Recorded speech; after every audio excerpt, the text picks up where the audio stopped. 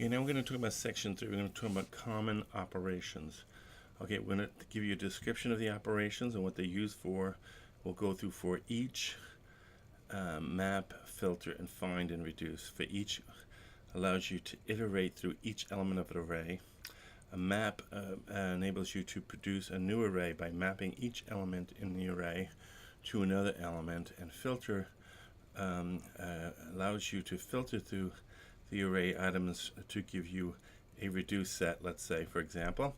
And find allows you to find elements, and reduce does aggregations, so results in a single value. So the common operations are iterating, traversing through array items, mapping, creating a new array with an existing array items, testing for array conditions, finding specific array items, and aggregating arrays and computing a single value.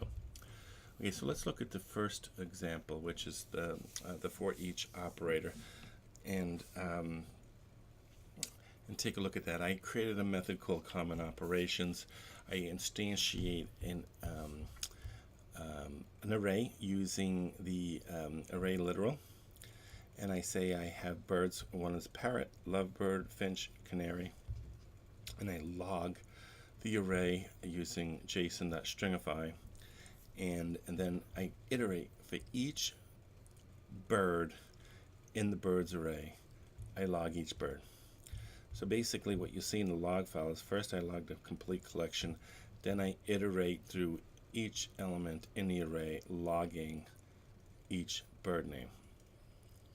Okay, and I do that using the ForEach operator on an array, and then I use the fat arrow operator to define how I'm mapping each element in the array. So for each bird, I basically just log the bird, okay? And then I do another example here. I basically have birds to upper equals an array, and what I do is I go through birds, and for each bird in the birds array, I push the bird to uppercase into the bird's upper array, and then I log that, and here's my new bird's upper array.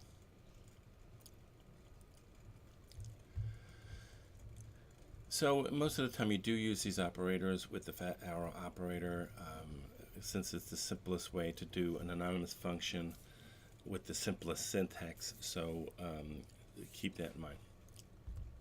Okay, let's look at the map operator. Suppose I have a stocks array, and I have JSON data in that stocks array. So this is an array of JSON data, and basically I have a name, which is the name of the stock and the price of the stock.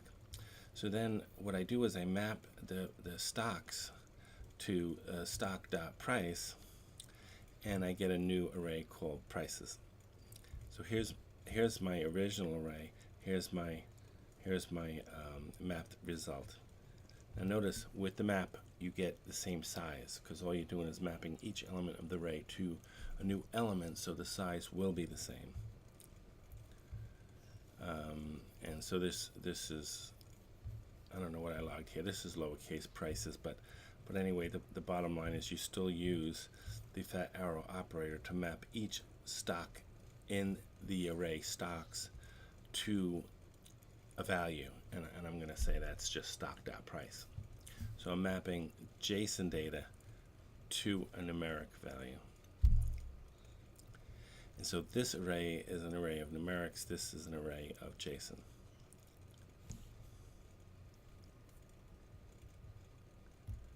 So that's how you use the map operator. And typically when you do a web service call or use the HTTP client module or the HTTP client in general, you basically get results coming back, which is JSON data, and you typically map that to whatever you want, and you use the map quite a bit. Okay, the filter operator is a little bit different. Basically, you've got your stocks array, and you filter it. So you're basically looking for an array of size equal to or less than the original size. So here I say, give me all the stock in the stocks array where the stock.price is less than 2. So you're going to wind up with one element in the array. So I defined that constant to be low prices, and low prices is an array, and it's equal to an array which is the same size as stocks or less. So in this case here, it just gave me one element. Okay, so this is a testing operator. Here I have all the stocks, and I have one of the stocks has no price, and I say, oops, no price. The IBM stock does not have a price. So usually I'm doing an HTTP client call, and I'm getting web service results, and I don't know what the data looks like. So I go and I check. I introduce this check prices, and I basically go through the stocks array, and for every stock in the stocks array, I say the price is in stock. And if it's not, or it fails, it'll return a false value. So check prices in this case returns false. At least one element tested false. The price attribute of an item is not present in at least one of the items. Okay, so then there's a find operator.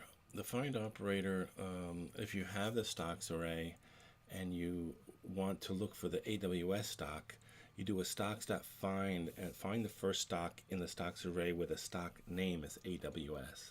So you're searching through the array using find, and for each item stock in the stocks array, you basically say stock name is identically equal to AWS.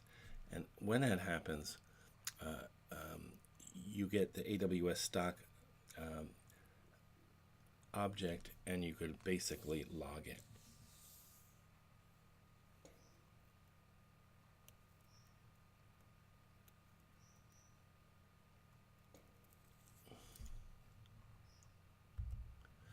Okay, then there's a reduce operator. Reduce operator basically aggregates arrays. So if you have a car prices and you have different prices, you could actually take car prices and call reduce on it, reduce the array of length 3 to a single value. So you're basically giving it this arrow function operator to define how the single value is being computed. You say total common number, and basically you say total is equal to total plus the number, and starting with 0. And basically you wind up getting the car price total equal to $79,500. So you get a reduced single value.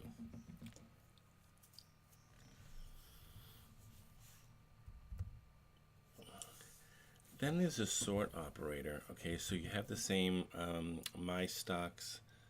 I have my stocks. I changed the prices, so I changed the array name, and I do a constant sort array equals my stocks dot sort. I'm going to sort the array based on an algorithm provided in the anonymous function.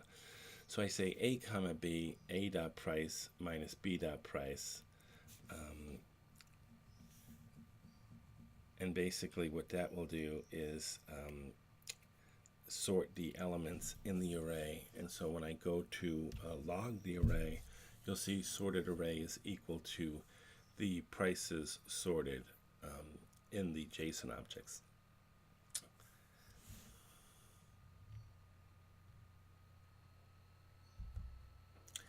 So now let's go through an array code example. We'll go through the arrays, and we'll look at the common operations function just to go some simple examples of how to use some of these things.